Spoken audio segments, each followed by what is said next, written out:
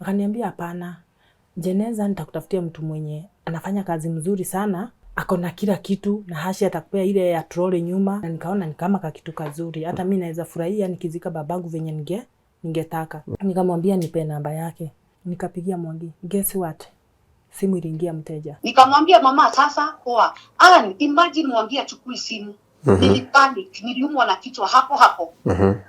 Kaza kuona deja. Nikasema wacha nipigie Ann, labda kuna njia nyingine anaweza mtafuta nayo. Nilipigia Ann simu 3. Hakushika simu yangu. Sasa hivi niambia Mwangi huyo ndio amepanga jina yangu ndio nipige hivi. I tell you, mimi nitatoka tu niende tulimanage kutoa mwili around saa 5. Kingori, wacha nikwambie, hatukumzika na msalama. Hello Tuko family, welcome to today's episode of My Story. Now imagine yourself in that moment when you've lost a loved one, your dad, and you are struggling to raise funds so that you can give him a befitting send-off. Out of the blues, a person that you know comes your way, promising to give you a way out of that situation and help you walk that journey. But you don't know that that will not happen. You find yourself on the material day, the day that you're doing the burial. You do not have the coffin. You do not have a vehicle.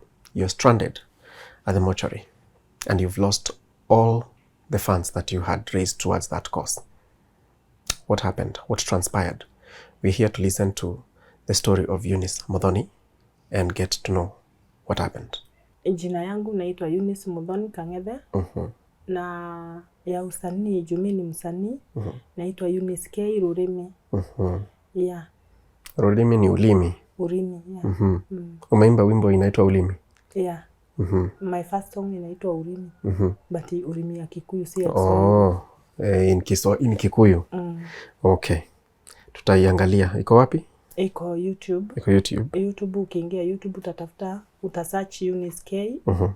Rurimi. Okay. Zitakuja hapo automatically, zote zenye nimeiba ziko hapo. Sawa. Kwa hivyo unaweza tuimbia tukimalizia Yeah. Haya. Sasa Eunice huwa anafanya kazi gani? Apart from usanii. Sisemi ati usanii si kazi, lakini unaelewa? Yeah, naelewa. Usanii inakuanga kama side hustle. Okay.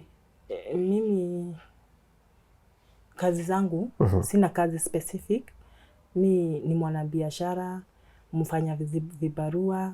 Kazi mimi ni hustler. Kazi yenye inapatikana ndio nafanyanga. Yes. Familia yako namna gani? Okay, familia yangu, my family. Yes. Okay, familia yangu iko sawa. Mimi ni single mother.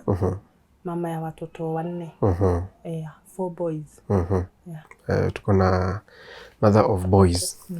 Haya. Hivyo ni vizuri. Tumekuja kuitika kilio chako. Yes. Ni kwa nini? Ilikuwa last year 2024.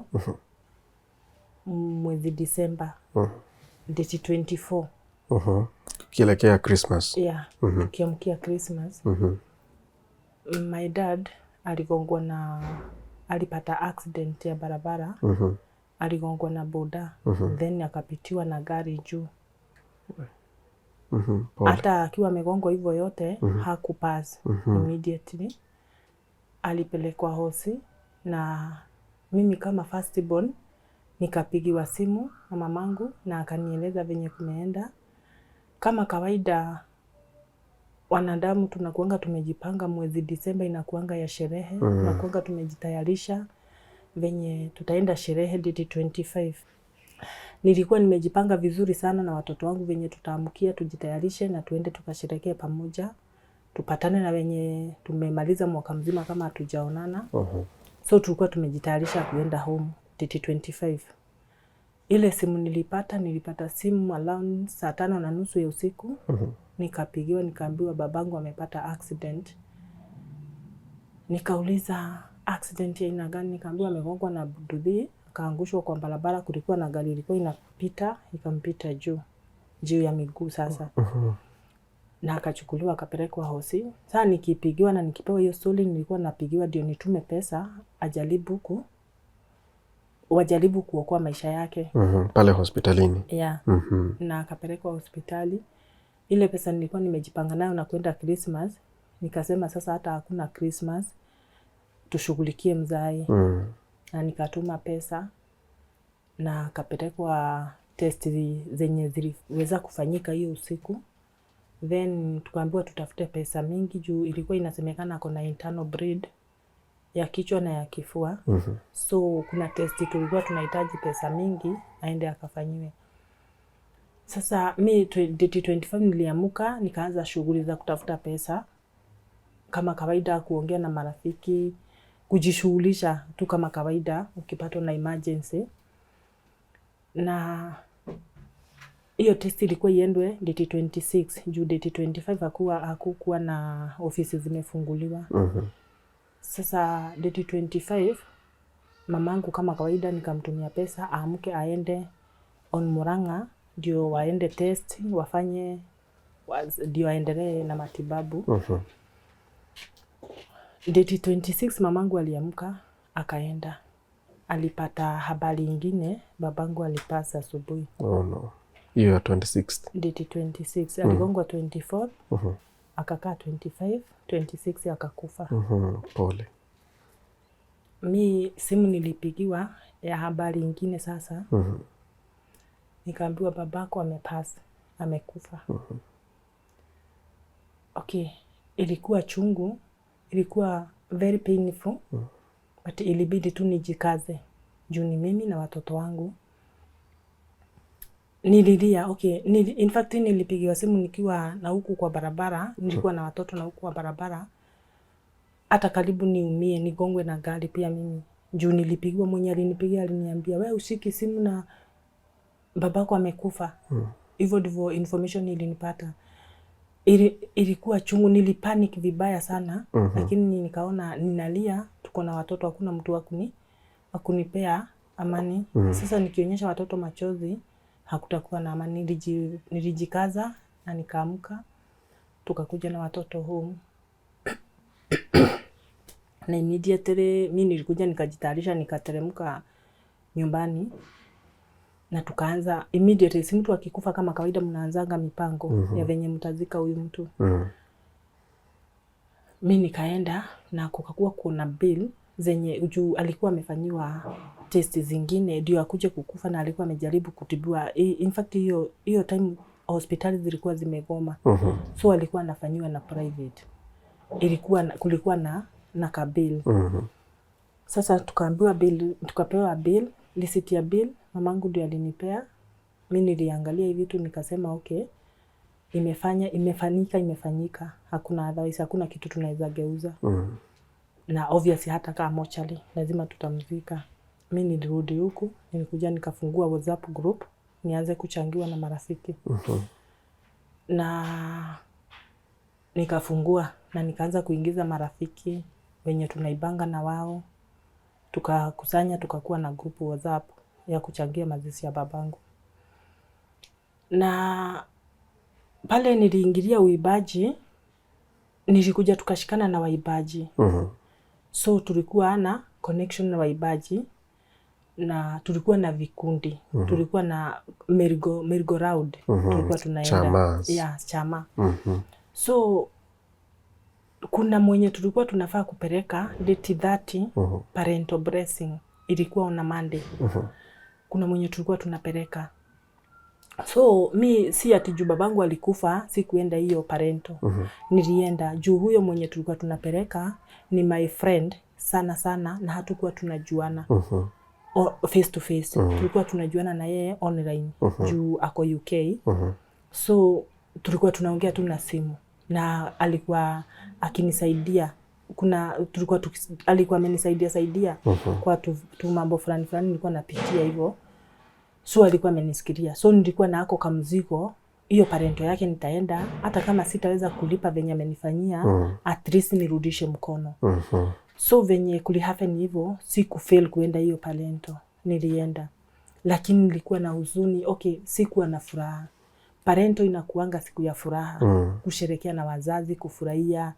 Lakini mimi hata wakifurahia, hata wakikula, hata wakifanya nini, mioyo yangu ilikuwa chini. Nilikuwa down sana. Hata in fact hata nilikuwa na nyamaza hivi na nafikiria mzigo wenye iko mbele yangu, na saa hii hawa wanafurahia, wako na pesa zao, hawajui zenye napitia. Mimi nilikuwa naanza tu kulia peke yangu. Ndipo sasa tulianza kufanya my introduction kwenye tulikuwa tumekaa. Hatukuwa tunajuana. Hiyo merry-go-round hatukuwa tunajuana one on one. By the way mtu tulikuwa tunajuana ni watu wawili tu. Mmoja ni mwenye amefanya nilete hii story hapa. Na mwingine sasa hakuna haja huyo mwingine ni mu-expose hapa. Sasa mmoja akasema, sasa venye tulianza introduction, akasikia kumetajwa Eunice K. Na alikuwa amejipata kwa grupu ya WhatsApp ya Eunice K. ya Eunice K ya Bario. Alistuka sana na akauliza, wa Eunice K ama si Eunice K mwenye nafikiria? Nikamuuliza, unamfikiria aje, kwani amefanya nini? Akanijibu, nimejipata kwa grupu ya WhatsApp na in fact nimeona picha yako nikaona ni kama ni wewe. Nikamwambia ni mimi. Alistuka sana, juu aliniambia, wa pole sana, uko na nguvu, umeweza kukuja Palento. Nikamwambia singeweza kukosa.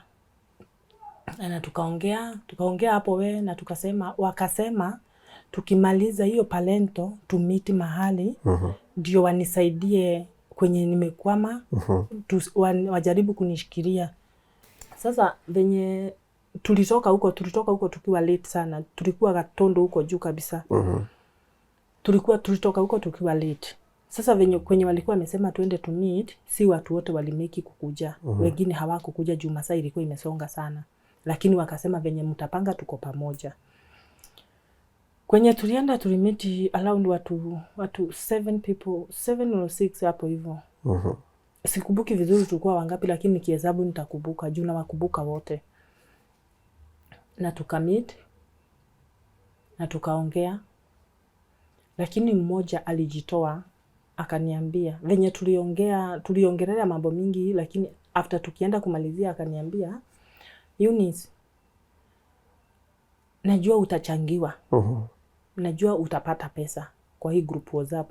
Juu pesa ya mazishi si watu wengi hawachangingi, watu wanachanga. Na hizo pesa juu si ati ulikuwa na mchango unachangisha, hii pesa wacha tuitumie na kuzika babako. Nikamwambia yes. Akaniambia tutafutie babangu ka package kazuri kakumzika, tumtafutie kajeneza kazuri, abebwe na kagari kazuri. Akanieleza sasa ka packages una understand kama mazishi, gari, maua, nini, kirini hivyo. Nikamwambia ni sawa, lakini mi sina connection yoyote ya hizo vitu ama ya hizo mambo. Juu hata mambo zenye nisaipatana nazo zinafanyangwa na watu wenye wako huko nyumbani. Si kazi yetu ni kutafuta pesa, mnawasaidia wanafanya hizo mambo. Akaniambia hapana, jeneza nitakutafutia mtu mwenye anafanya kazi mzuri sana na anaga madharau. Anatengeneza hizo jeneza, akona hash, akona kila kitu, na hash atakupea ile ya trolley nyuma. Akanieleza vizuri sana. Nikamwambia na nikaona ni kama kitu kazuri, hata mimi naweza furahia nikizika babangu venye ningetaka. Nikamwambia nipe namba yake. Akaniambia okay, hakuniambia hata nipea, aliniambia nitakutumia. Nikamwambia nitumie tu saa hii juu mazishi ni Friday na leo ni Monday, nitumie saa hii ndio tu organize haraka tusidre. Akaniambia nitakutumia. Nikamwambia ni sawa. Na tukaachana, okay, na hapo kabla sasa tukiongelelea stori za mazishi nitachangiwa vizuri. Akaniambia na ujue waibaji hatukulangi kwa mazishi.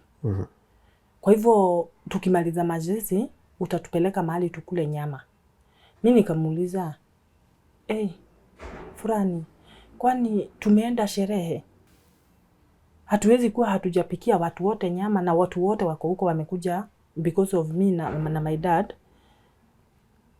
Tuende na nyinyi niwatenge tuende tununue nyama, tukae chini tukule, ni kama tulikuwa tunasherehekea venye tumefanya kazi mzuri.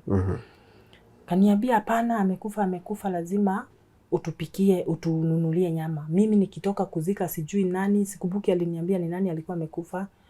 Nilinunulia marafiki wangu nyama na wenye walikuwa wanakunywa wakakunywa. Na sio maji. Na sio maji obvious. So alikuwa ananiambia tukitoka mazishi niwapeleke mahali wakule nyama na wenye wanatumia kanywaji watumie. Okay. Hizo ni conditions. Hivyo ndivyo huwa kunaendelea. Unajua wewe umejipata kwa group zingine. Hivyo ndivyo huwa mnafanya?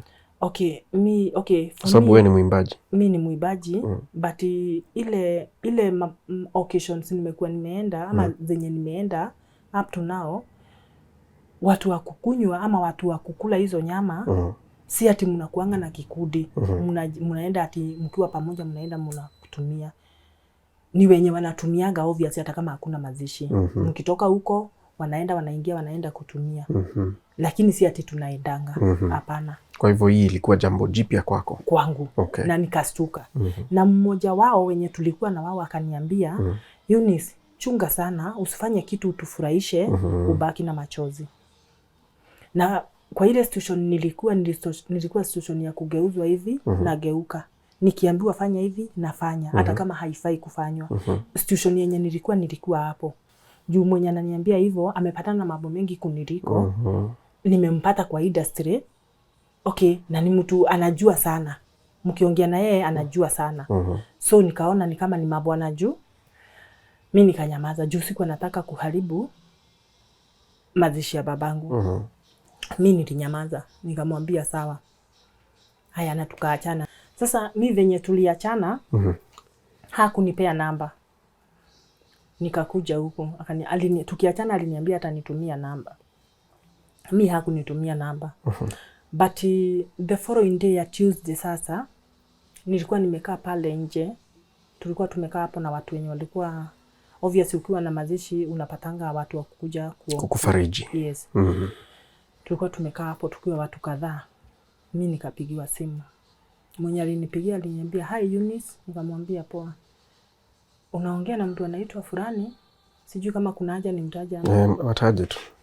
Okay, unaongea na Mwangi, namba yako nimepewa na Ann. Nikakumbuka tulikuwa tumeongea na Ann story zake. Nikamwambia okay sawa. Akaniambia, "Ya kwanza pole sana, nimesikia umepatwa na msiba ya babako." Pole sana. Nikamwambia nishapoa. Akaniambia ameambiwa nataka kumpea kazi. Nikamwambia Akaniambia mimi nasonanga jeneza, niko na hash. Hiyo package yote naichukuanga ikiwa yote hivyo tunalipishana. Unamaanisha hash ile gari? Hash ya kubeba mwili. Hiyo. Nikamwambia sawa. Nikamwambia anitumie jeneza zenye ametengeneza, ni choose yenye nataka kuzika babangu nayo. Alinitumia within 5 minutes alikuwa amenitumia more than 100 jeneza. Sanduku zilikuwa mingi sana. Mimi venye niliziona machozi ilinijaa kwa macho, nikaona for sure babangu ni kwenda anaenda.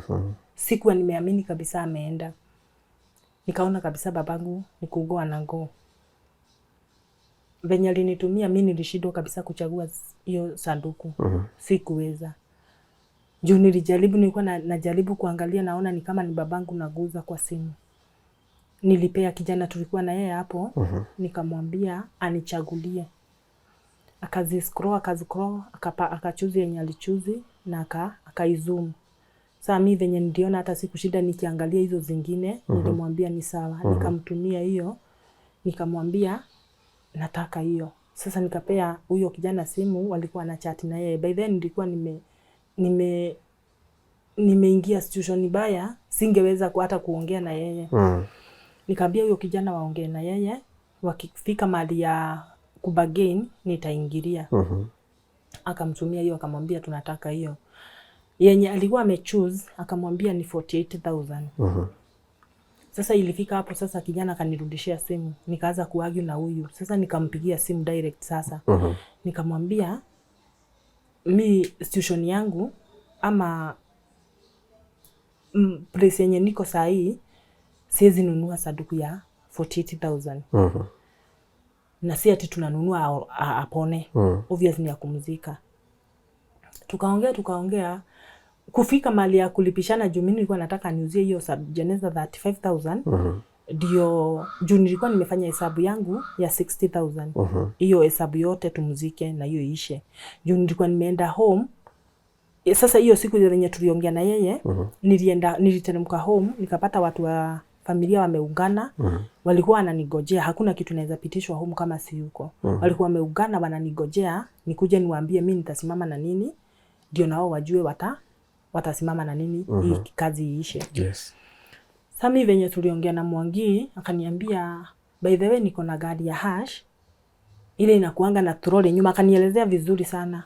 Hiyo gari iko na trolley nyuma, iko na tent yenye itafunikia babako akiwa peke yake, iko na green. Sasa akanielezea hizo vitu zote zikiwa pamoja. Tukadipishana na yeye 60,000. Juu mimi nilikuwa nafanya hesabu yangu, nilikuwa nafanya hesabu ya 35 plus 25. Lakini haikuwa hivyo. Aliniambia tukifanya hivyo itakuja juu kuliko hivyo. Juu hiyo sanduku anesi ni kuchenjie, niache kukushonea hiyo, nikushonee bado sanduku, lakini sanduku mzuri, lakini si ya hiyo pesa. Haya, gari nayo obvious gari inakujaga 30 to 35. Hiyo sasa, lakini hii ingine ya kawaida yenye haina trolley nyuma inakuanga 25 to 30. Venye mimi aliniambia, mimi sijai koboa gari ya mazishi by the way. Aya, nikamwambia tuache mambo mingi, tuache argument mingi, niambie hiyo kazi yote utanipisha pesa ngapi? Akaniambia 70,000. Nikamwambia kama imezidikana, acha tuache, acha nitafute mtu mwingine anifanyie hiyo kazi. Mimi niko na 60. Na tukasikizana na hiyo ikaisha. Hiyo sasa ni Tuesday asubuhi. Yes. Sasa venye tulimaliza na tumesikizana, mimi nilijitayarisha, nikateremka nyumbani. Nilikuwa nangojewa na watu wachache na watu wa kijiji. Nikateremka home. Nikaenda sasa tukamiti hapo tukaongea, nikawaambia package ya kuzika babangu ikiwa sanduku, gari, maua, kirini, hizo waniachie.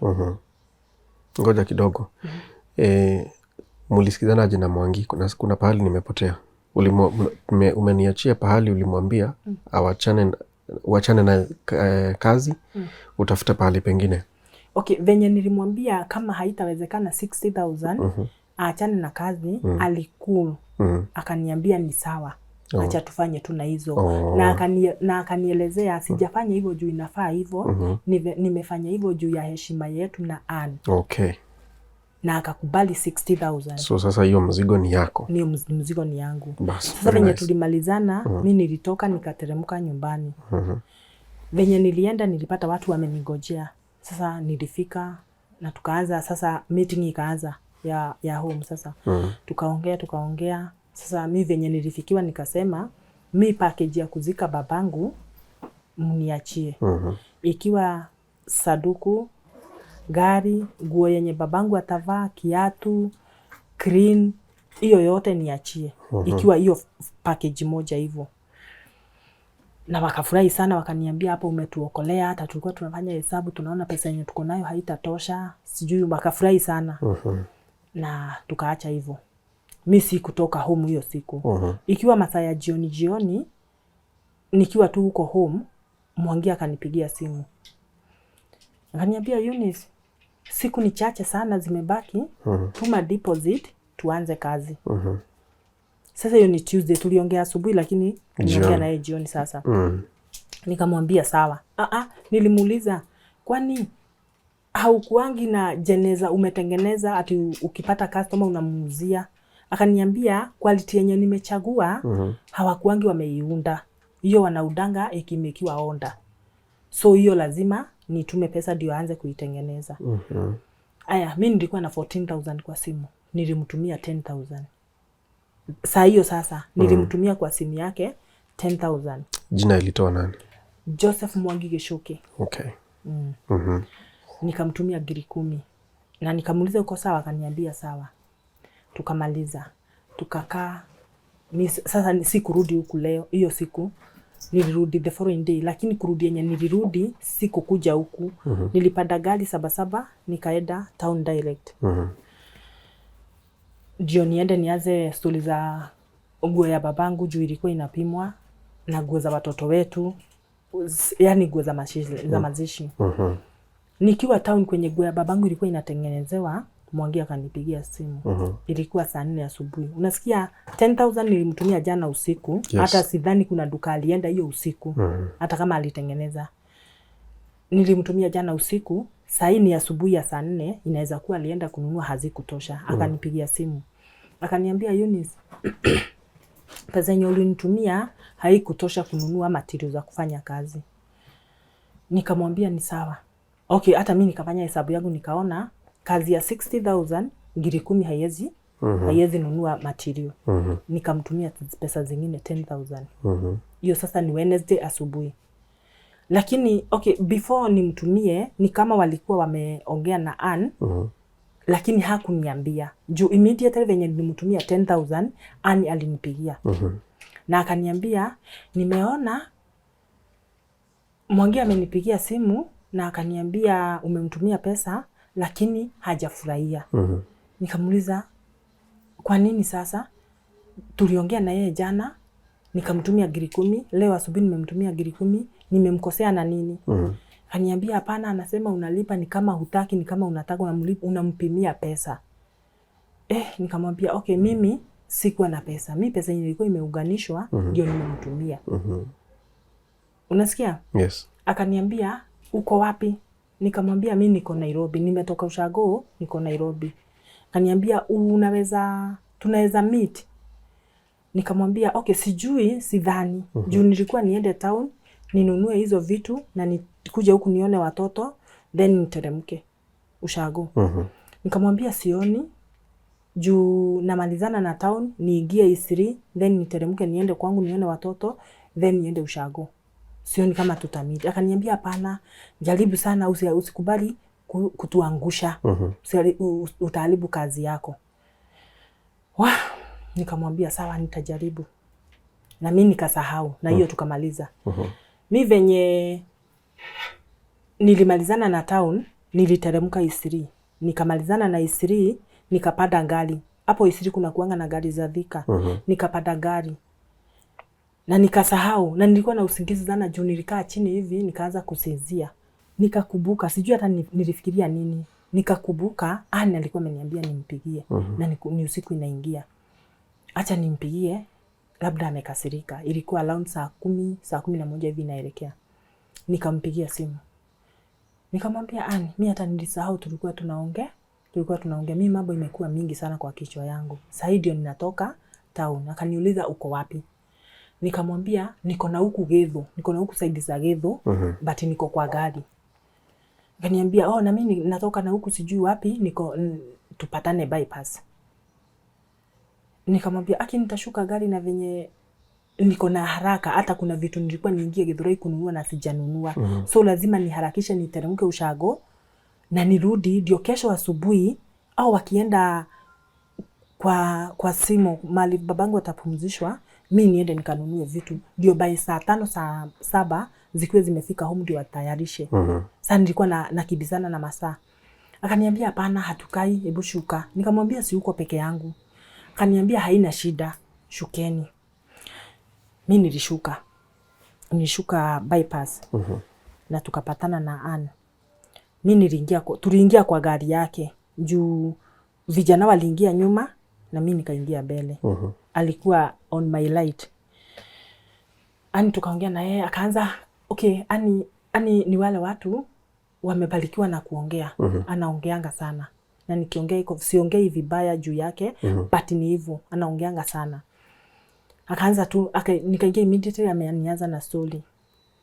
Na nikamuuliza okay, niambie venye ulikuwa unataka, juu sina time kubwa ya kuongea, ya kukaa hapa, na si madharau. Alikuwa anataka tuingie mahali tukakunywe chai, nikamwambia sioni ikitendeka juu nimekibizwa na masaa. Ukifanya hesabu hata wewe ni saa 11 inaelekea na nitafika Murang'a na nirudi, nitakosea. Hatukuingia mahali. Si tuliingia kwa hoteli. Kwa gari yake. Ani akaniambia venye Mwangi amekasirika, anaongea vibaya, hata anasema hiyo kazi anaweza kosa kuifanya. Nikamuuliza kwa nini? Nimemkosea na nini? Nimemtumia pesa. Akaniambia umemtumia pesa lakini hata wefanya hesabu.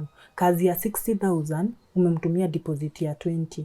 Na hiyo 20 ni kama anakulazimisha. Okay. Mimi nilikula. Nikaona hapo wenyewe sijafanya poa. Nikamwambia mimi Ann, simu yangu hata nikuzima inazima. Obvious ilikuwa saa hiyo sasa tukiongea na I think so ilikuwa 2 or 1%. So haingeongea. Nikamwambia wacha nifanye hivi, niko na 20,000 hapa. Wacha niweke kwa simu ya hawa wenye tulikuwa na wao sasa. Wacha niweke kwa simu ya hawa tumtumie basi kama shida ni hiyo. Akaniambia hapana, si lazima uweke kwa M-Pesa. Si niko hapa. Mimi ndio najua Mwangi, tunajuana na wewe, haina shida. Na okay, nilikuwa nakaa kama nimefunikwa macho ama akili zangu ni kama zilikuwa zimelala. Juu obvious pesa ya cash hainaga security. Haina evidence. Haina evidence. Lakini mimi sikuwa na hizo. Sikuwa na mdoubt hata kidogo hivi, sikuwa na mdoubt. Haya. Sasa nilimwambia mimi niko na 20. Akaniambia hapana, fikisha 30 kama unataka kazi yako ifanywe bila madharau. Mwangi namjua, kazi yake ni kazi smart sana, hata wewe utapenda. Hata namba yake utaanza kuipea watu wamfanyie wampe kazi. Nikamwambia ni sawa. Nikamwambia mimi sina 20, sina 30, niko na 20. Hapo tu tukibishana hivyo, kijana mmoja akasema niko na 10. Kama shida ni hiyo, niko na 10. Na akanipea 10,000. Alikuwa nyuma yangu. Alikuwa na 10 kwa mfuko. By the way, alikuwa nazo zikiwa sijui ni 15 ama ni 12, lakini alitoa kwa pesa zake, alihesabu akanipea 10 hizo zingine akarudisha kwa mfuko. Mimi venye alinipatia, nilizirudia kucount. Na hizi zenye nilikuwa nazo nikarudia kucount. Nikamwambia sawa ni hizi. Nikampatia. Kaniambia sasa, acha hata nipigie Mwangi, nimwambie pesa niko nazo, asiwe na wasiwasi afanye kazi. Mimi nikamwambia si tumemalizana, si mimi mama niende. Akaniambia ni sawa, wewe tutaongea siku ya mazishi. Haya, na hiyo tukamaliza. Mimi nimepeana pesa, lakini hapa nikipeana pesa, huyu kijana venye alisikia ni kazi na huyu ameinsist tusiweke kwa M-Pesa, huyu kijana alipatwa na wasiwasi. Lakini mimi sikushidanilia. Niliona ni venye akili za mtu za wengine zinakibianga sana. Nikamwambia wewe wacha wasiwasi. Venye tulishuka ngali sasa ndio aliniambia mbona umemtrust hivyo ukampatia pesa? Nikamwambia okay, venye namjua, okay simjui sana, lakini venye namjua sijawahi msikia na kadendi mahali. Sijawahi msikia na kitu kabaya. Kaniambia okay, by the way hivyo ndivyo alinijibu, aliniambia okay. Na si tukapanda gari. Si tuliachania hapo. Mimi nilipanda gari ya Murang'a. I mean kijana alipanda gari ya Murang'a na hizo vitu zilikuwa zinaenda, juu masaa ilikuwa imeenda sana. Mimi nikakuja huko. So far umetumia huyu Mwangi 20,000 kwa simu. Nimemtumia kwa simu na nimepeana zingine. Hiyo zote 30 ni cash. 30 ni cash. So far 50. So far nimepeana 50,000. 50,000.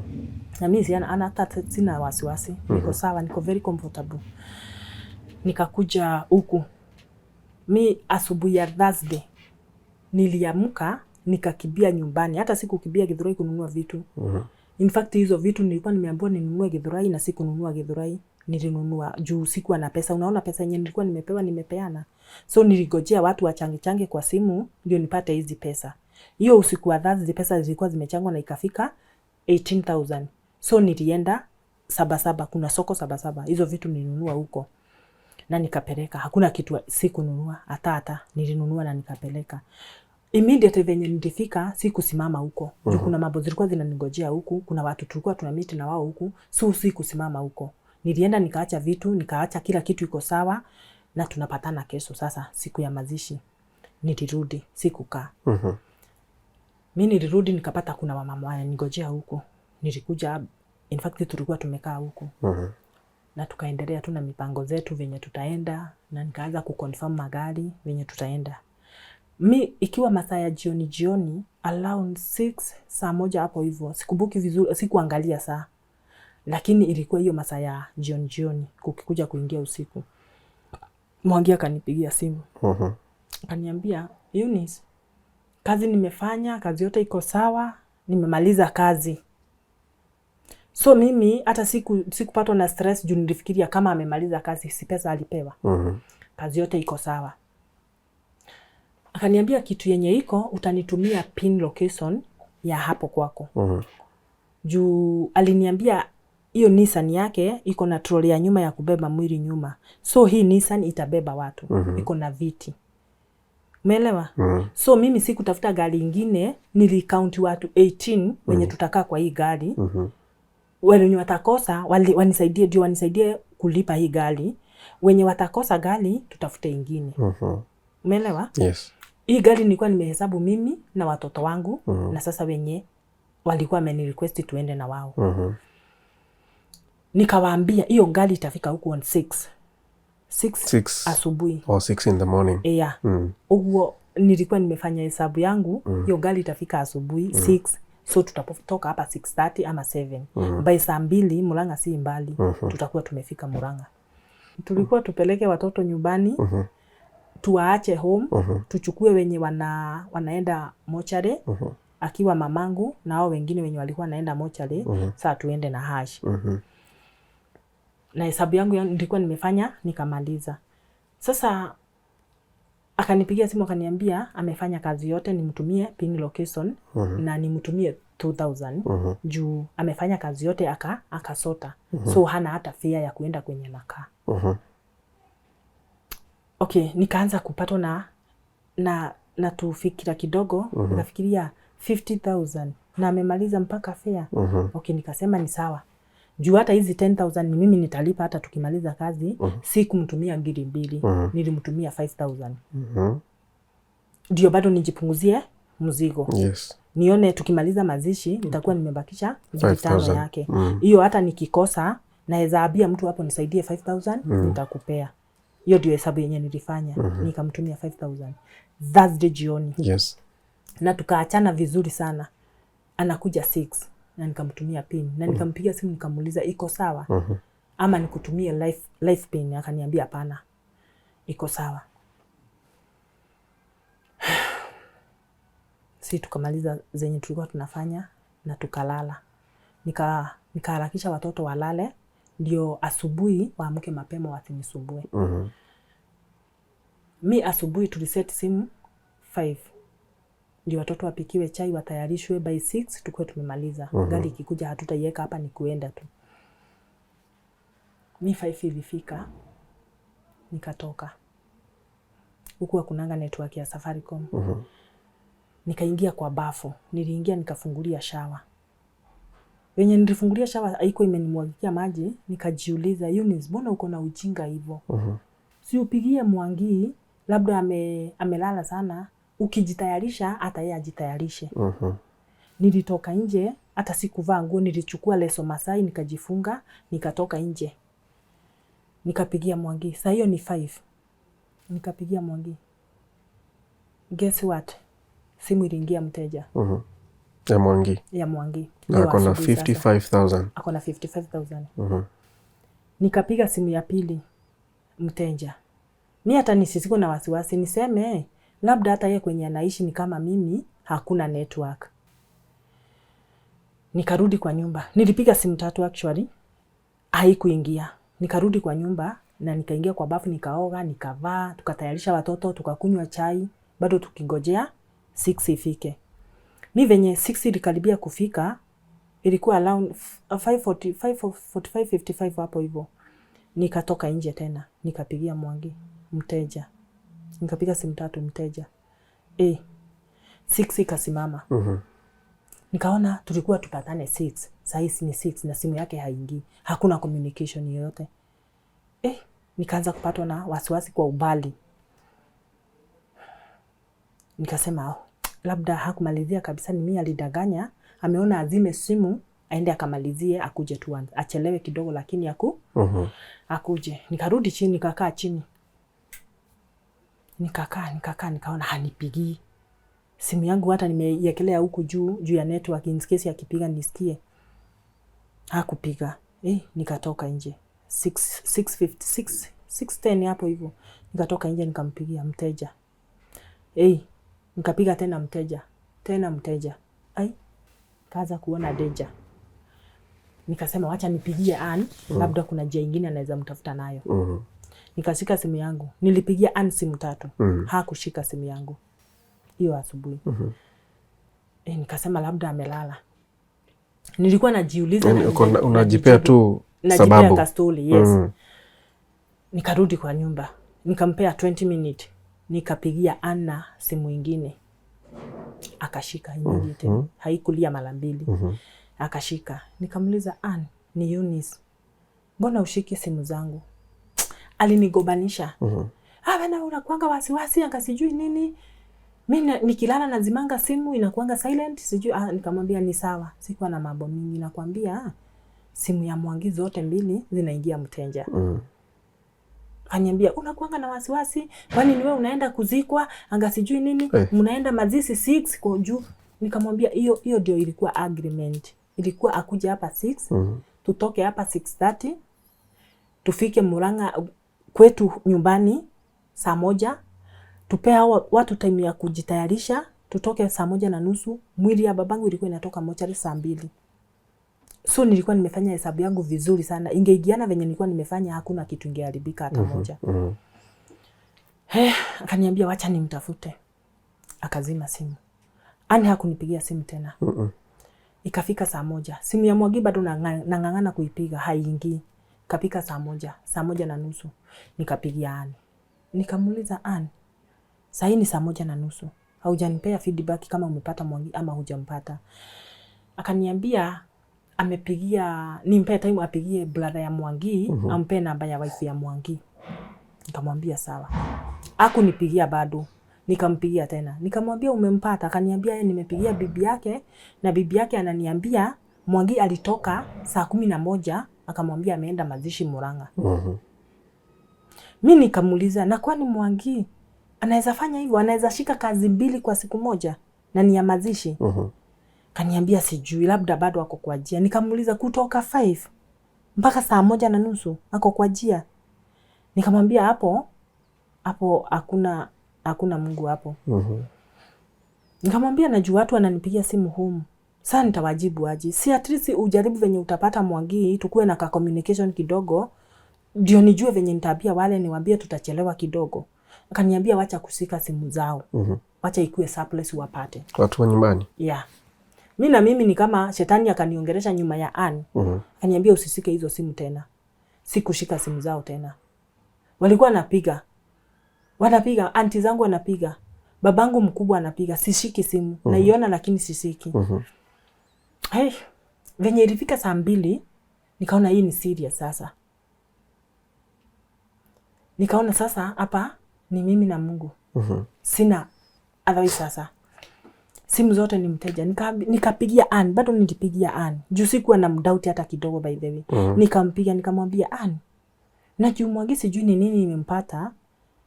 Si unitafutie pesa, wewe ni mwanabiashara, nitafutie pesa hata kama ni 30,000. Tuzike babangu hata kama tutampika rahisi. Lakini Mwangi akipatikana ama yenye imempata ikimwachilia, hizo pesa nitakupatia. Akaniambia hana hata 5 bob. Hana. Na mlipatana kwa industry na yeye, rafiki yako. Umeenda events na yeye. Yeah. Hakuwa kuja kwa mazishi ya babako? Alikuwa akuje. But hakukuja. Alikuwa akuje. Nikamwambia basi unikope. Akaniambia hakuna, sina.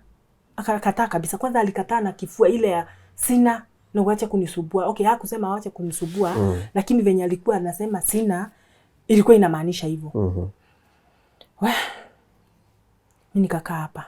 Nikaambia kuna kijana anaishi kwa protein nakaa huku, nikamwambia fulani ako na gari. Nikamwambia fulani nipelekea watoto home. Juu nilikuwa nasumbuliwa na watoto. Niko na stress. Na simu zinapigwa kutoka nyumbani. Na hapa kuna wamama wamekuja, wengine wako kwa stage wananigojea. Nikaona wacha nipeane watoto at least status moja initoke. Nikapeana watoto wakaenda. Huyu kijana aliniambia gari ni 3. Mimi kwa simu yangu nilikuwa na 780. But nilikuwa na 2,000 cash. Nikamwambia haina shida. Wewe nibebe watoto. Akaniambia tunakunywa mafuta na nini. Nikamwambia niko na pesa, niko na gribiri kwa cash. Hiyo nyingine nitakupea mkirudi. Akaniambia ni sawa. Na mimi nikampea pesa na akabeba watoto wakaenda. Mimi na wenye tulibaki na wao huku nikawaambia hebu tokeni tuende. Okay, mimi sikuwa najua nawaambia tuende mguu ama tuende tukazikwe sisi wenyewe, ama sijui nilikuwa nawaambia tuende wapi. Nilikuwa nimefikiria, akili yangu imegonga kona kabisa. Mimi nilikunywa hiyo siku, by the way sitawahi sahau. Nilikunywa mara moja pea 6. What? Once.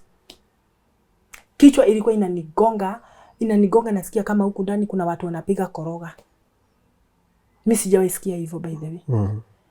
Nilikuwa nafanya hesabu. Mwagini mteja, pesa yote yako nayo. Babangu ako mochari, anatoa mochari leo. Nifanye nini? Simu za home sishiki. Wenye tulikuwa na wao, tukatoka, tukaenda. Sasa hiyo mimi hata machozi iliisha. Siri sasa. Lakini kichwa inanigonga.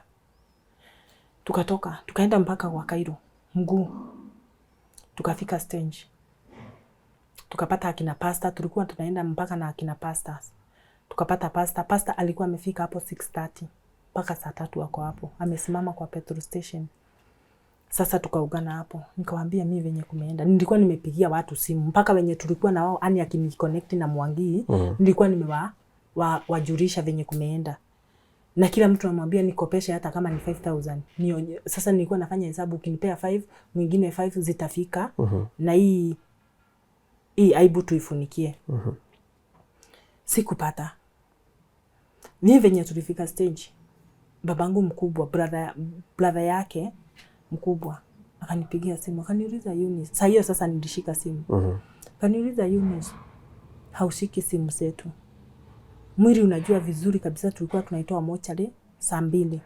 Saa hii ni saa 3. Na huongei. Unataka aje? Okay, mimi saa hiyo nilishika simu. Nikamwambia baba, saa hiyo nimenyamaza anisomee.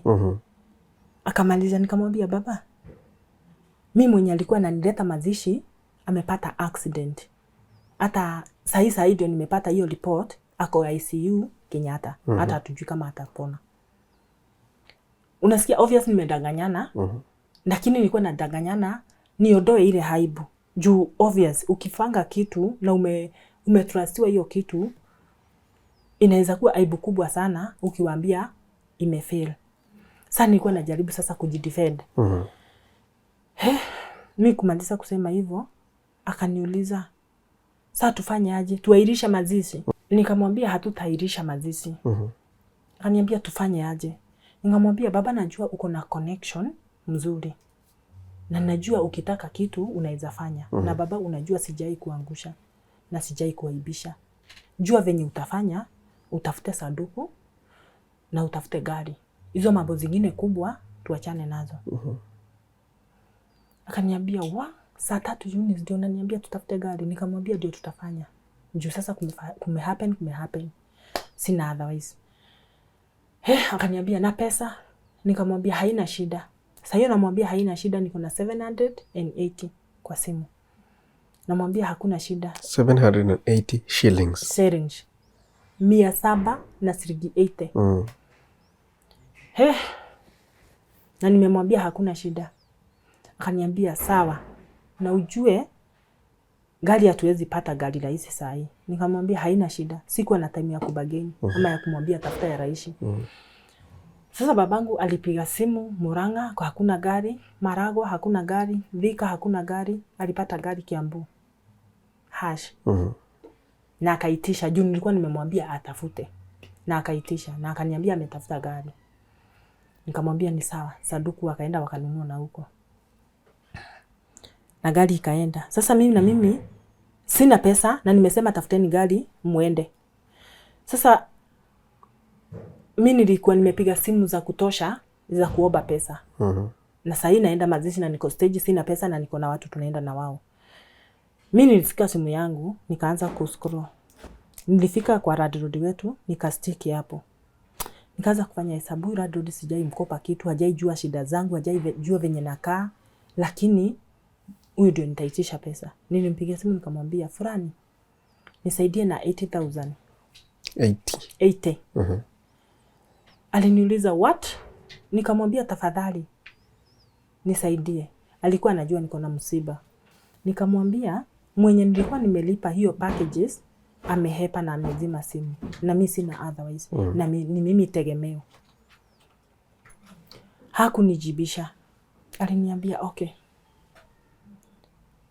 alinitumia pesa. Within 2 minutes alikuwa amenitumia pesa kwa simu. Juu nilikuwa nafanya hesabu ndio niitishe 80, nilikuwa nafanya hesabu ile tulikuwa tumefanya ni ya 60 hiyo kazi yote, lakini hapa nimeongeza expenses ya gari zingine 2. Na hii yenye nimeitishwa obvious nimeambiwa ni 45,000. So nilikuwa nafanya hesabu nikiitisha 60 haitatosha. So nikafanya excess na 20 ndio hata kama ibaki kidogo kuliko, yani balance ibaki kidogo. Yes. Kuliko tufanye ikose kutosha. Alinitumia 80. Na mimi nikaenda, tukaingia gari na tukaenda kuzikana. Na venye nilifika Murang'a, tukachukua by the way tulimanage kutoa mwili around saa 5. Na tukaenda mazishi. Mi King'ori, wacha nikwambie, tukifanya hiyo mazishi, mi hakuna kitu nilisikia hata mmoja. Mi mwili tu ndio ilikuwa inaonekana iko huko, lakini mi mwenyewe sikuwa huko. Akili yangu ilikuwa mbali sana. Mi nilikuwa naumwa na kichwa vibaya. Mi depression kama haikunipata hiyo time, mi sitawahi kufanya depression. Hautawahi. Juu nilikuwa nimefikiria hapa kulikuwa kuna niuma nikwambia aje. Okay, happen tukamaliza mazishi. Venye mazishi, hata mazishi kama haijaisha, nilikuwa nimeanza kuitwa, Eunice, lipa huyu. Niliitwa kwanza nilipe gari. Nikamwambia leta namba, nikamfinyia pesa. Babangu venye nilifinya hizo pesa aliniangalia. Hakujibu kitu. Nikakaa, kuja lipa machini. Nikalipa. Pesa ya sanduku ilikuwa tupe, kuna mtu mwenye aliitishwa, na alikuwa amekuja mazishi juu ya hiyo pesa, juu ilipeanwa. Na hakukuwa na pesa, lakini aliambiwa asindikishe sanduku juu ya pesa. Mpe, nikamfinyia pesa. Okay, nilimanage na nikalipa kila kitu. Lakini hiyo pesa iliisha na hiyo kazi. In fact iliisha na ilitoshea vizuri.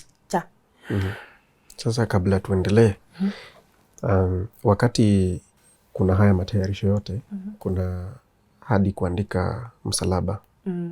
Hiyo iliandikwa saa ngapi? Haikuandikwa. Hatukumzika na msalaba. Hatukuwa na time. Haikuwa. Okay.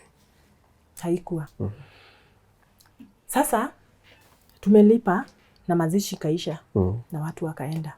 Mimi nikapata time ya kupumzika at least. Tulizikana Friday, ilikuwa date 3 January. Nikakaa hiyo Friday, Saturday, Sunday, Monday. Monday asubuhi, mimi nilikuwa kwa kitanda, nikatumiwa message. Nikaambiwa, Eunice, Mama Brian, pesa yenye nilikutumia, nilikuwa nimekuchukulia kwa Cyrock. Na akanisaidia message. Okay, najua Cyrock. Tushaikuwa na kastori na Cyrock. Niliamka, nikavaa nguo, hata sikuoga. Nikavaa nguo, nikavaa viatu, nikatoka. Venye nilitoka, mamangu alikuwa nje na wamama. Nikatoka, venye mamangu aliniona akaniuliza, kwani ni nini? Nikamwambia mimi nimeenda. Akaniuliza, kuna nini? Nikamwambia, mam, usijali nakuja. Mamangu alianza kulia. Nikamuuliza, mami, ni nini? Kwani kuna shida? Akaniambia, Eunice, umeenda, unajua hakuna kitu iko pamoja na nyingine. Nikamwambia nakuja. Acha niende nijue venye watoto wanarudi shule, nikuje. Juu ilikuwa time ya watoto kurudi shule. Akaniambia sawa, na mimi nikatoka. Mimi sikuwa hata na 5 bob nikitoka home. Nilipigia mtu simu akiwa huku. Nikamwambia nitumie 500. Na akanitumia. Mimi nikapanda gari.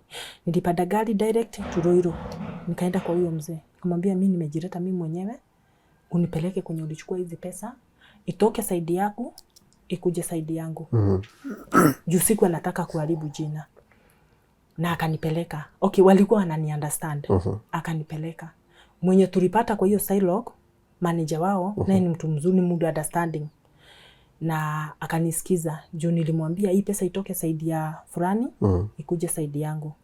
Sasa hapo ndipo nilihesabiwa, nikakauntiwa, nikaambiwa ngiri moja inazanga 30%. Interest yao 300. Hiyo ni 300. Lakini kulingana na ile institution nilikuwa, alinipunguzia interest. Akanipea na 26.3. hizo ni 263. Nikamwambia ni sawa. Na akaniambia nitakuwa nikipeleka 21,000 per month. Hii 1,000 ni kila siku ama ni inazaa na 200, 30%?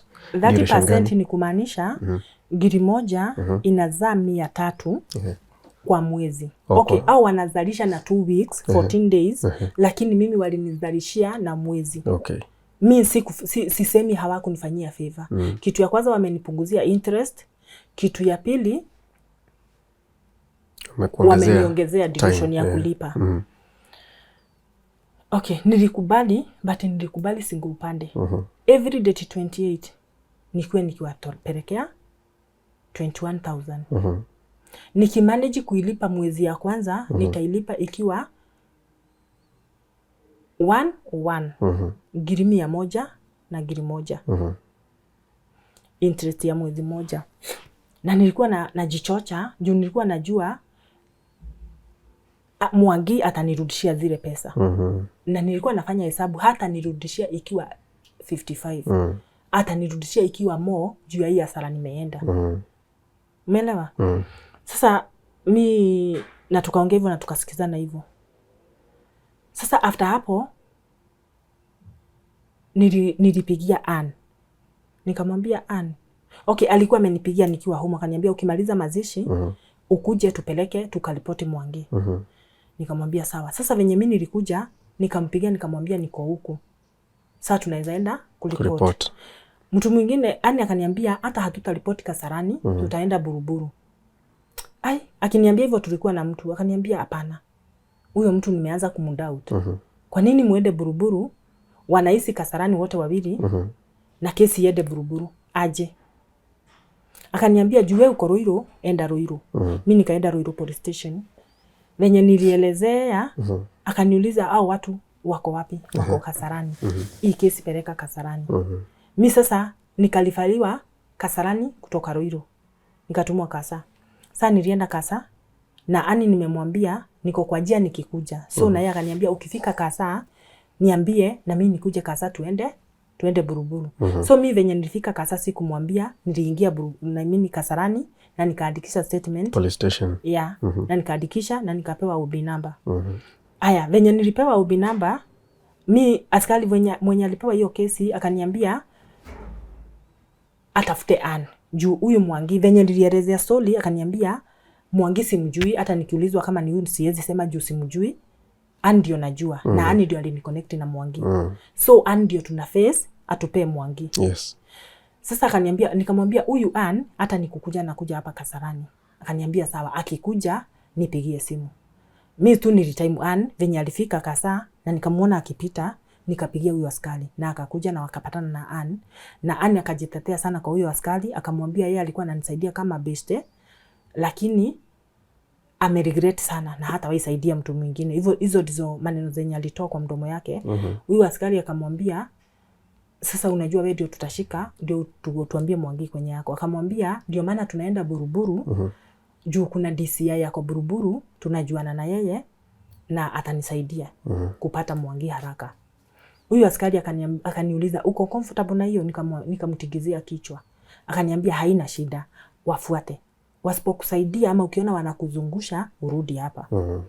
Aya, mimi niliingia gari ya Ann.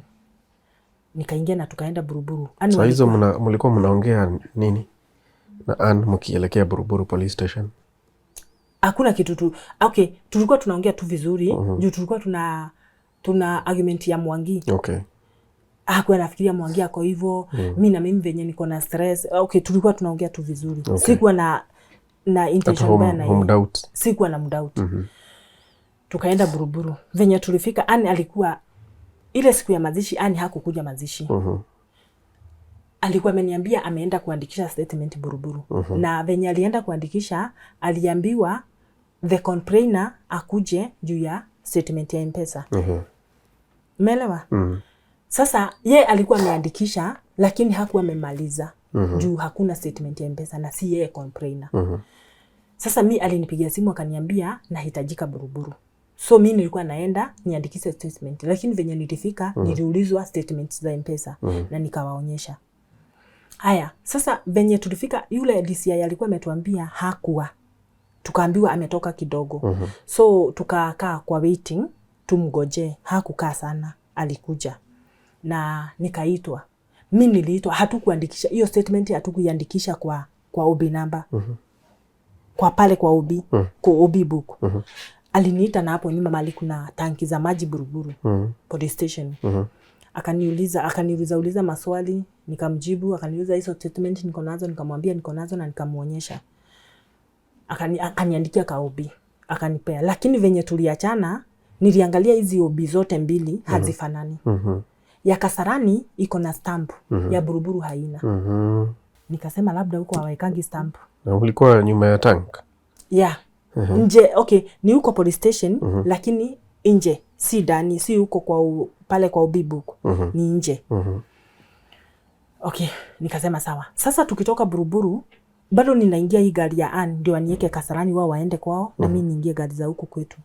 Sasa tukikuja, Ann aliniambia, walikuwa na mtu alikuwa ananiambia ni boyfriend ya msichana wake. So wakaniambia huyu Mwangi haezi maliza 24 hours kama hajashikwa. Umeelewa? Yes. Juu kazi imepewa DCI na namba za Mwangi ziko on na statement imeonekana. Nikamwambia ni sawa, na nikaambiwa nikae alert, nikiitwa Mwangi atakuwa ameshikwa. Nikamwambia sawa. Hiyo ilikuwa on Thursday. Tukakaa, nikaambiwa anashikwa kesho Friday ndio akae cell Friday, Saturday, Sunday niitwe Monday. Haya, tukakaa hiyo Thursday, Friday, Saturday, Sunday, Monday, mi Tuesday ndio nilipigia Ann. Nikamuuliza Ann, mlikuwa mmeniambia Mwangi hatamaliza 24 hours kama hajashikwa. Akaniambia Mwangi anaakisa simu akizima hapatikani, kwenye alitrakiwa akapatikana, walienda huko wakamkosa. So akiakisa simu akizima haezi patikana na track. Okay, nikamwambia okay, sijui sana, lakini ukitraki mtu kwenye umempata ako saa hiyo, juu obvious tracker itampata kwenye yako, mnafaa kuenda hapo immediately. Hata kama amezima simu mtampata hapo. Akaniambia we gojea, wachana kazi iko na wenyewe, si tulipatia kazi DCI, we gojea. Mimi nikagojea mpaka wa leo na kuanga nimegojea. Ile kitu imefanya nitokelezee. Hii pesa nilikopewa, nimeishi kuilipa 21,000 every month. Nimeilipa January, February, March, April, May, June. July, August, September sijamanage kuilipa. Hii pesa nimekuwa nikilipa, already nimelipa 126,000 na sijalipa the main money zenye nafaa kulipa 80,000. Mimi nimefinyiririka yangu yote ya kutosha, watoto wangu sijaweza kuwapeleka shule. Juu nimekuwa nikilipa shule na kustruggle. Okay, kuunganisha pesa, uunganishe 21,000 ishikane ni ngumu. Kulingana na venye nchi iko saa hii. Mimi mwezi wa 7 nikajaribu yangu yote, sikuweza. Mwezi wa 8 the same.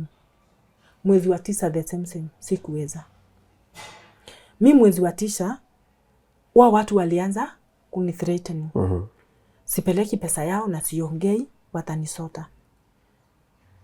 Mimi nilienda huko. Nikamwambia mimi situation yenye niko saa hii. Mimi hata mkinishika mnieke cell, sina pesa.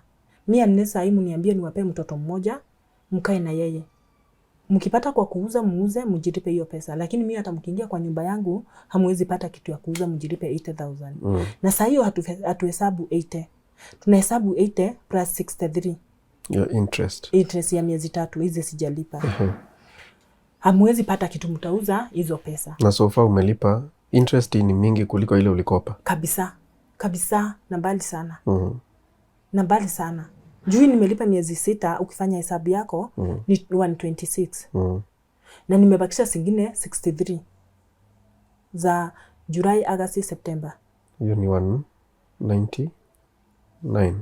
Gani? 126 plus 63. Yeah. Na sasa hiyo hakuna 80.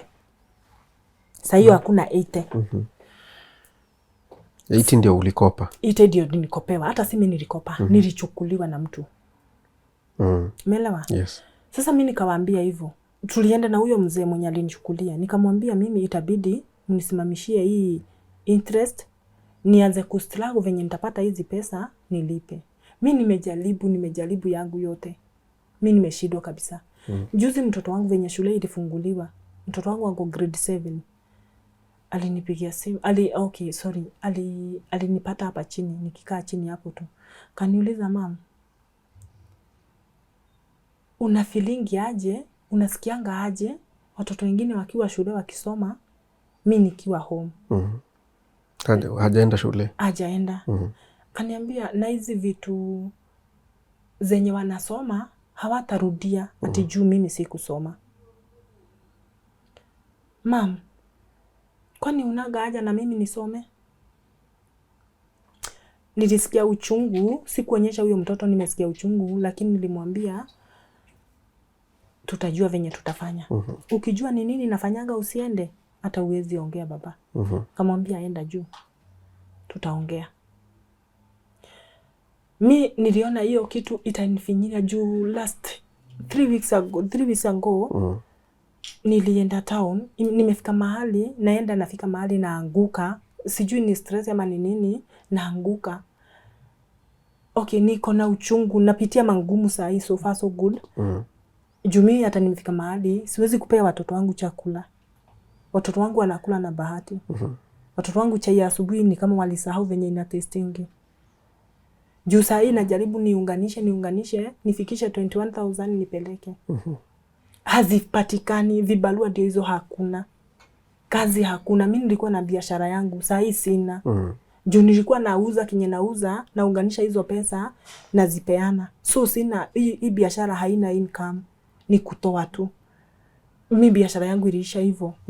Mi last 2 months, mi watoto wangu wamesahau na maisha yenye wamekuwa kiishi. Okay, mi sijaienda online kujiexpose ndio nisaidiwe, ama ndio nipate sympathy, ama nifanye nini.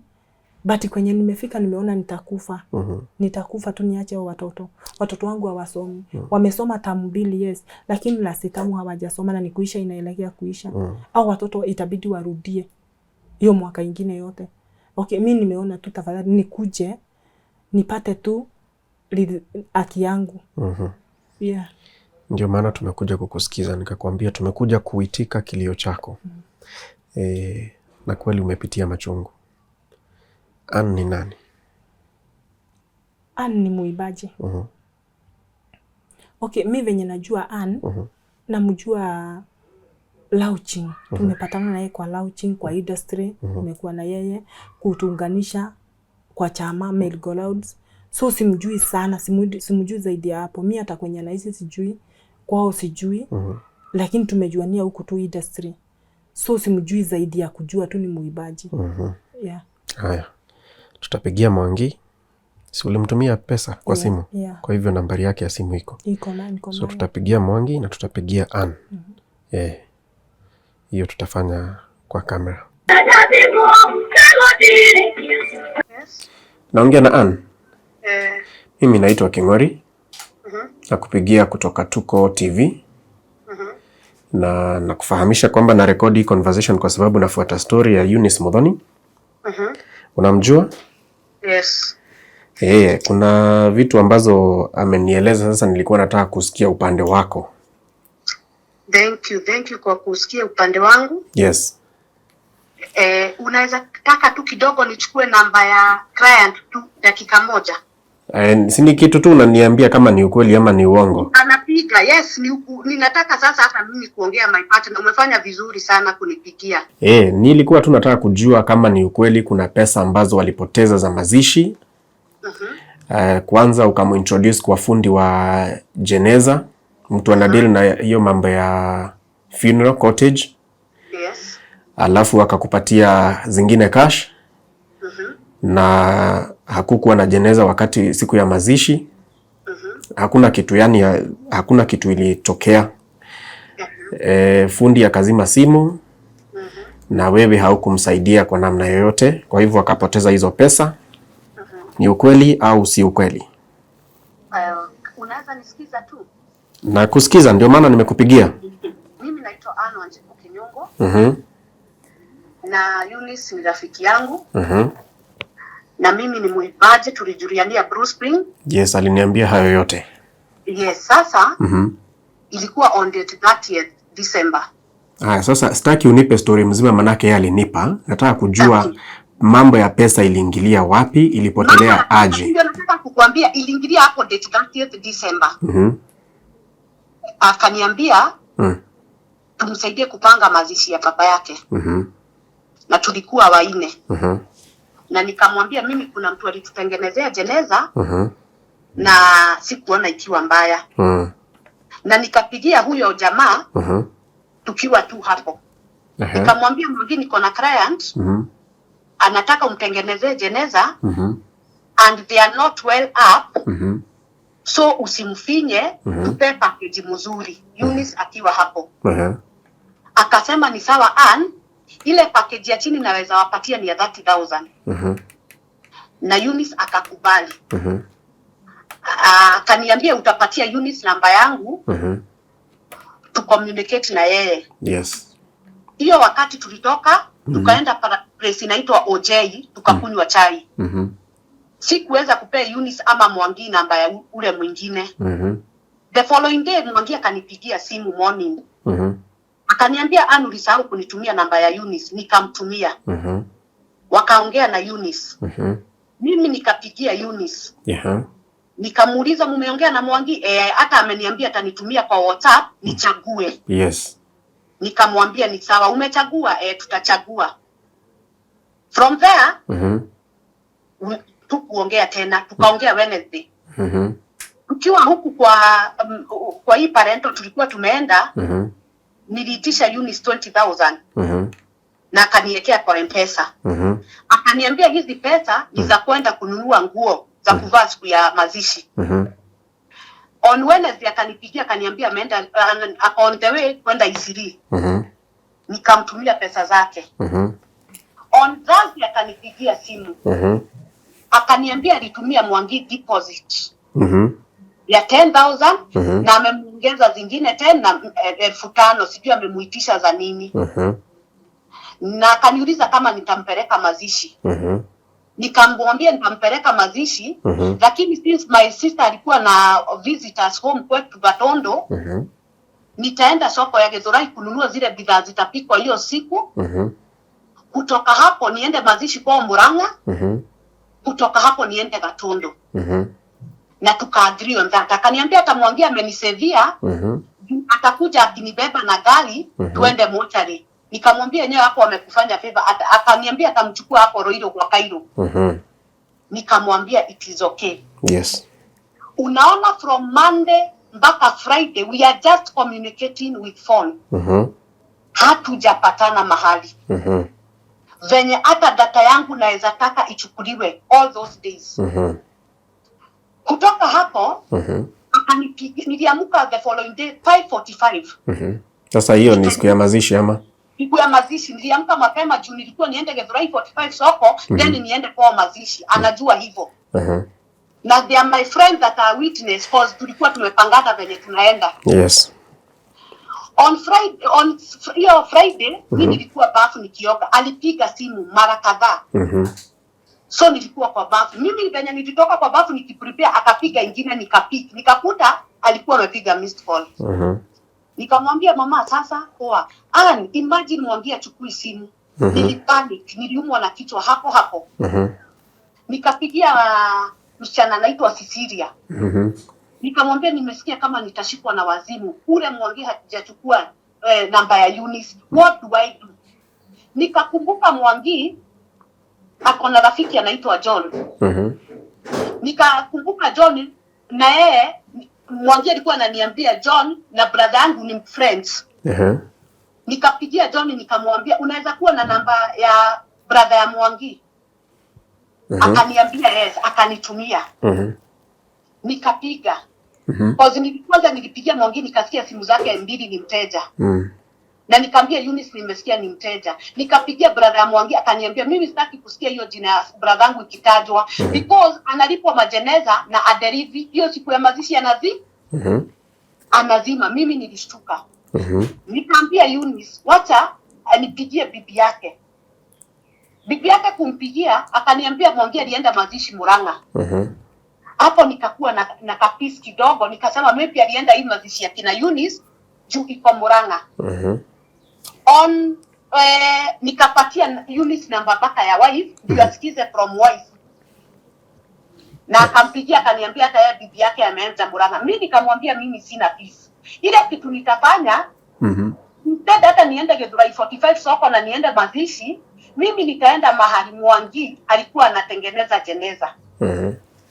Nikauliza Eunice, ulikuwa umeenda mahali Mwangi alikuwa mnatengenezea jeneza? Hapana, si kuenda since ni wewe ulinipea namba yake, nilimtrust. So si kuenda. Mimi tu ni pesa nilituma deposit ya 25,000, 5,000 ilikuwa nimlipe leo siku ya mazishi ikiisha. So what I did, nilienda mpaka Kariobangi mahali najua. Kuenda Kariobangi mahali najua, nikakuta hayuko. Mimi, my daughter, ako na boyfriend. Hiyo wakati hakukuwa ameolewa juzi. Ako na boyfriend anaitwa Kim na ako huko Buruburu police station. Nikaona tunaambiwa ngo we report to the nearest police. Nikiwa hapa, ni wapi nitaenda? Buruburu. Nikapigia Kim. Nikamwambia venye kumeenda. Akaniambia Mate, kuja nikusaidie. Nikaenda hapo. Kuenda hapo, nikaambiwa siwezi andika statement since mimi pesa, so mimi si complainant. Nikaambiwa nilete complainant. Nikapiga simu ya Eunice, alikuwa hachukui simu. Nikapigia Cecilia. Nikamwambia mko na Eunice, akaniambia ndio kwa mazishi, yeye kwa barabara akiongea na simu. Nikaupdate Cecilia venye kumeenda. Okay. Then nikapigia Eunice, nikamwambia venye kumeenda. Nikamwambia nimeambiwa nikuje na wewe. Utarudi Nairobi lini? Eunice akaniambia anaweza rudi Monday ama Tuesday. Eunice alirudi Nairobi. Na nikamwambia tukutane hapo Roysambu. Akaniambia ni sawa na akakuja. Akaniambia mimi niko hapa police station ya Kasarani. Nilienda nikasimamisha gari yangu opposite Kasarani police station. Eunice akakuja na polisi.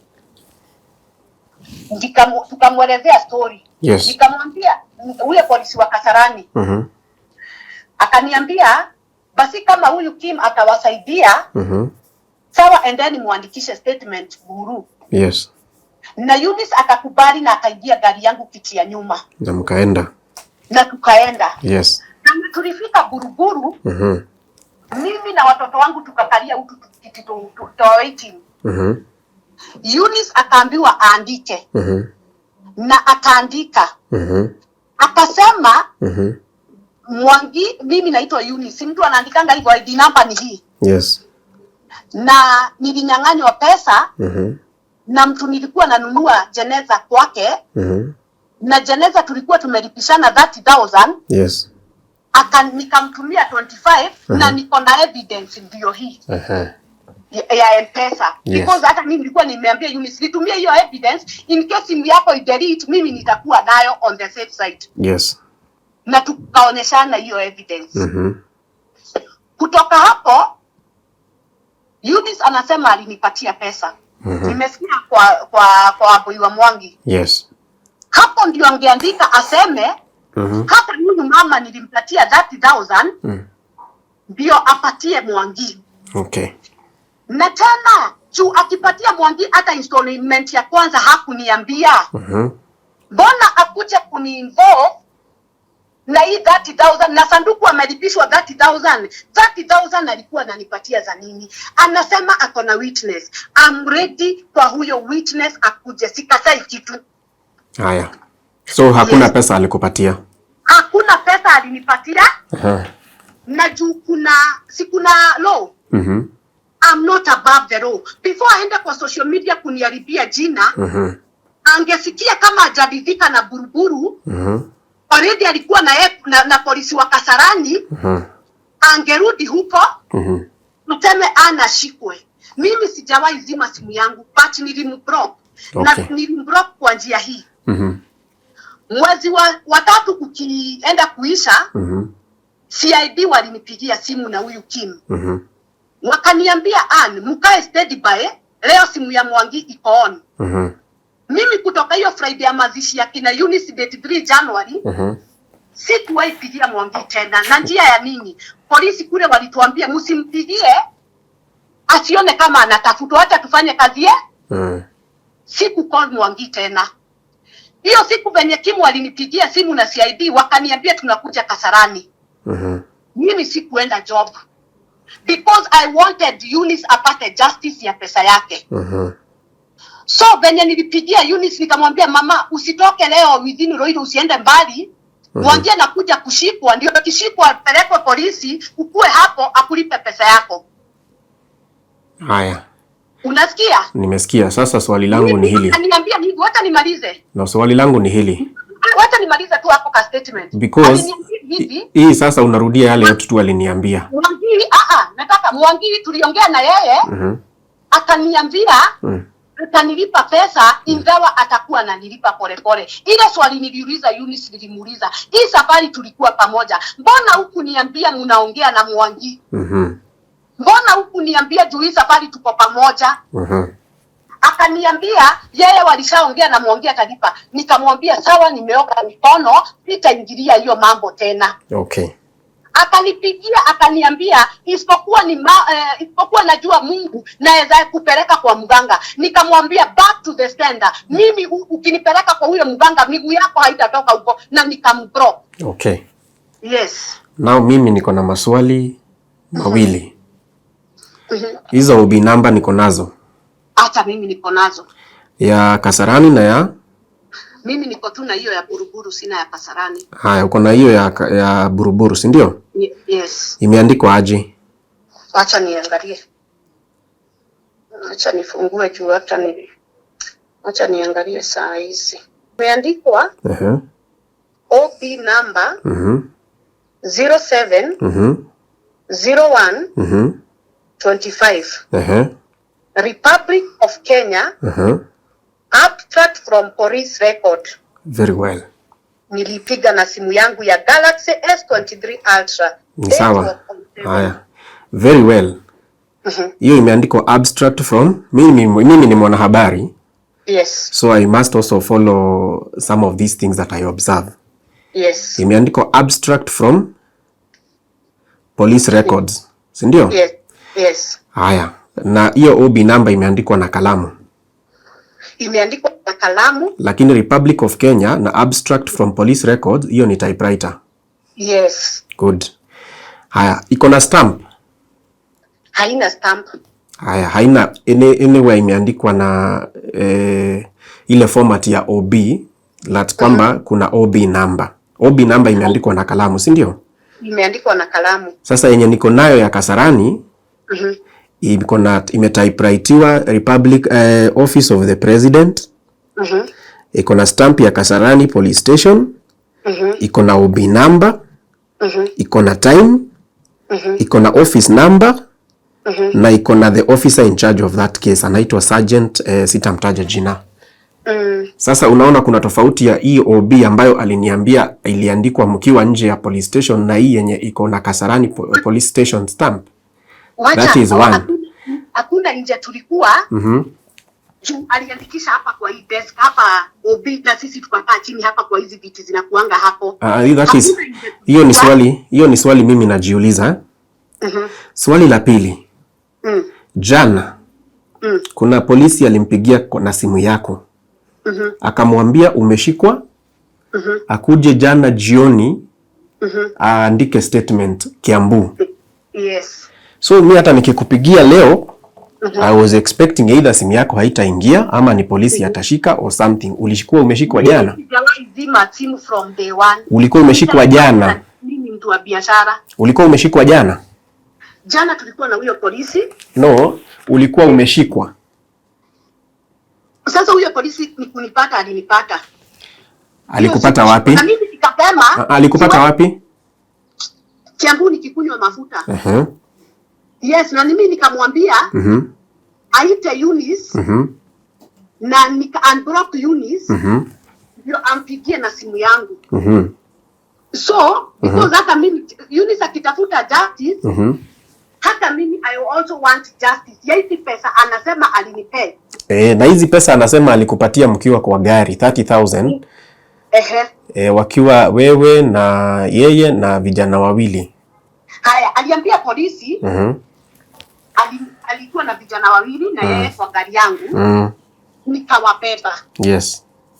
Kwa interview ya Wambui Mwangi, amesema alikuwa na kijana mmoja, mzee mmoja na ni wa family na walinipatia pesa kama tumesimama kwa barabara. Aliambia polisi, usikia statement mbili different. Aliambia polisi niliwabeba wanaume wawili na yeye na tulikuwa kwa gari yangu, tulikuwa tukidrive bypass. Wewe ni journalist. Haya, then kuna point ingine alisema nilimpeleka huko Buruburu kukiwa Wednesday, of which is a lie. Nilimpeleka kukiwa Tuesday. Wambui wa Mwangi hivyo ndio amesema. Of another thing, mimi I'm ready for any investigation. One, aseme ni siku gani kwa na yeye na wazee. Two, aseme pesa alinipatia bypass wapi? Si nilisema tulikuwa bypass. Nataka aseme specific bypass ni wapi. Third, nataka data iangaliwe kama tulikuwa pamoja hiyo siku. I'm ready. Okay. Yes. So jana hakuwa umeshikwa? Mimi jana niliambia polisi wezi nishika. Na complainant, si umemwambia saizi for instance, nikiwa na deni yako, usikie nimeshikwa, si utakuja bio? Italingana ni saa gani? Utakuja bio. Hata saizi nisikie mtu ameshikwa na deni yangu, nitaacha mambo zangu zote. Nijilete, ule mtu nilikuwa na target ashikwa. Saizi nisikie Mwangi hadi usiku. Utatoka hadi usiku? Mimi nitatoka. Saizi niambiwa Mwangi huyo ndio amepanga jina yangu ndio nipite hivi. Niambiwa Mwangi ameshikwa kama ni saa 6 za usiku. I tell you, mimi nitatoka tu niende ni face. Okay. Tunapitia na huyo polisi ona group call. Ile swali niliuliza Mwangi, sema ukweli isimame. Ulilipisha Eunice pesa ngapi sanduku? Akasema 30,000 mbele ya huyo polisi. Na 12 zilikuwa za transport, hizo zingine zilikuwa za jeneza. Okay. Mwangi dhania huku deliver sanduku. Mliongea na Eunice? Tuliongea na Eunice na akaniambia ni on top ni muongeze 20,000 ni mlipe 45 nikuwe na mlipa pole pole. So Eunice alisema alilipishwa jeneza 60,000. Hapa Mwangi hapo na amesema ukweli yake. Na amesema alikuwa ametumiwa 25 ndio 5,000 apatiwe akideliver. Sawa. Yes. So wewe hauhusiki kwa niko kufanywa investigation because nataka Eunice apate justice yake na mimi nataka nipate justice yangu. Sawa. Asante sana Ann. Yes. Haya. Kwa hivi sasa mahitaji yako ambayo tunaweza ita immediate needs yale ya karibu sana ni gani? Okay. Mimi siombi mambo mengi. Mimi nikipata kazi, okay, uwezi kuja kwa online kuomba pesa. Uwezi kuja kwa online kusema mnalala njaa. Hiyo unaweza. Kulala hapa njaa. Kwa hii tuko family, unaweza sema unalala njaa. We do not judge. And chakula itakuja. Okay, mimi niko hapo kwa hiyo situation sasa. Yes, usiogope hata kidogo Eunice. Kitu yenye imefanya sana nikuje, niweze kulipa hii deni iniondokee. Mimi hii deni kiniondokea, nitaanza life nyingine. Hata watoto kupotelewa na masomo ya hata mmoja si issue. Juu unajua Mungu huinua tena. Na watoto bado wako na miaka ya kusoma. Hata kama huyo ako grade 7 ananiuma sana, juu masomo ya grade 7 kupotelea chini ni chungu, lakini haina issue. Hii deni nikiweza kuilipa, mimi ukiwa hapo ukuwe na kazi unaweza nipatia nifanye, niweze kulipa hii deni, nitafurahia sana. Ni kazi ya aina gani? Mimi sichagui kazi.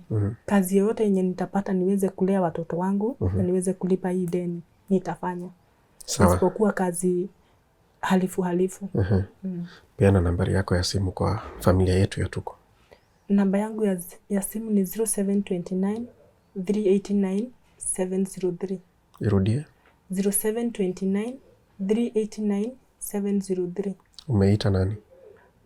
M-Pesa ni Eunice K. Hiyo ndio jina yako kwa M-Pesa. Eunice K. Hakuna jina ingine. Lakini jina yako kamili ni? Jina yangu kamili ni Eunice Muthoni Kang'ethe. Alright. Anna anasema nini kuhusu hii mambo yote? Najua umetueleza ni ilikuwa January 2025. Yeah. Tuko mwezi wa 9, tunaelekea mwezi wa 10. Amekuwa akisema nini? Ani hajakuwa akisema kitu. Ani hata kuharibu sana, alini block. Juu aliona na msubua. Yes. Alini block. Juu aliona na msubua sana. Kuhusu Mwangi. Juu hata alikuwa amefika mahali ya kuniongelesha vibaya. Na niuliza kwani naona kama wanakaanga na Mwangi ndio niishi kumuuliza stori za Mwangi. Mimi venye kuna mahali nilifika, venye hao watu walianza kuniuliza pesa zao. Kuna siku nilipigia Ani ikiwa asubuhi, nilikuwa soko Ruiru, nakwambia nilikuwa na kibanda. Nilipigia Ani ikiwa kwa soko Ruiru asubuhi, nikamwambia Ani, mimi nimefika station tu, naona tu nahitaji pesa zangu. Juu hizo pesa ndizo zimenifikisha hapa. Napitia magumu sana kuhusu hizo pesa. Nikamueleza, nikamwambia Ani, nitafanya kitu na hautani blame. Tafadhali jaribu sana venye utaweza. Uniambie kwenye nitapata Mwangi. Si lazima tuende polisi. Si lazima tuende wapi wala wapi. But anaweza niambia venye atakuwa akilipa hizi pesa. Juu nilikuwa nataka tukipatana na Mwangi, venye tu nilijipeleka kwa Sairok, twende tu na yeye. Jina yangu itolewe hapo ya Mwangi ingie hapo, akuwa akilipa hizo pesa. Hizo ndizo zilikuwa fikira zangu, ndio niweze kuendelea kulea watoto wangu. Ani alinitukana akaniambia hawakaangi na Mwangi. Na akaniblock. Sasa hata nikipiga Ani na simu yangu haiwezi ingia. Aliniblock. Na mimi nikamaliza hivyo, nikasema cha mnyonge inakuanga wapi? Chini ya kitanda. Wanasema mgala muue na haki umpe. Mgala muue lakini haki yake umpe. Kwa hivyo haki yako ndio tunatafuta kwa hivi sasa. Pole sana Eunice. Kwa yale unapitia, si ati ulichukua loan ya kwenda vacation ama holiday ama sherehe. Ulichukua ya kuzika, kumzisha babako, na hukujua yale ambayo yalikuwa yamepangwa. Sasa tunaweza muita rafiki yako mgani? Kwa hiyo time alikuwa rafiki. Nilikuwa namtrustia mambo zangu kama rafiki yangu. Lakini saa hii huyo hata si adui, hata sijui naweza sema ni nini. Juu kama angekuwa na utu ndani yake, hata kama si okay, mimi sisemi ni Ann amekula pesa zangu. Lakini kama angekuwa na utu ndani yake, angetugeshikana na yeye tutafute Mwangi. Yeah. Okay, so haja yako ni kupata Mwangi. Mimi haja yangu ni kupata pesa zangu. Sina haja na Mwangi hata. Mimi hata wakisema tu waunganishe washikanishe hizo pesa wanipe, sina kitu ingine nataka. Yeah. Pole sana. Nakuwa complicated kama ile pesa umelipa already ni mingi kuliko ile ilikuwa imechukuliwa. Lakini tuko family iko hapa kwa sababu ya hiyo. Ni mtu anajua mwingine. Inakuwa familia kubwa ya tuko. Na vile nimekwambia usiogope kusema kwamba unalala njaa. Manake sio kutaka kwako ama kupenda kwako. Ni vile hali imekupeleka. Sure. Na pole sana. But we wish you the very best. Najua utanipigia simu utueleze kwamba mambo inakaa kama itafunguka. Yes. Pole sana. Thank you. But we appreciate. Thank you. Tuko family. Have you ever listened to a story and you put yourself in the shoes of our guests and imagine this is not a movie script. This is what happened to our guest, Eunice. I hope that you have learned something and you are empathizing with her situation. It's not her liking. It is what betrayal does when you trust your friends or the people around you. And you can imagine and understand her situation, because she was emotionally not very stable to make same decisions at that particular moment. How are we going to work with her and her 4 children to make the situation better for her? That's why we bring you these stories. And also, you can learn something out of it. Have somebody that you can work with when you're in such a moment of bereavement. My name is Kingori Wangeshi. This has been my story right here on Tuko. As usual, Tuko family, we are here for Eunice. Thank you.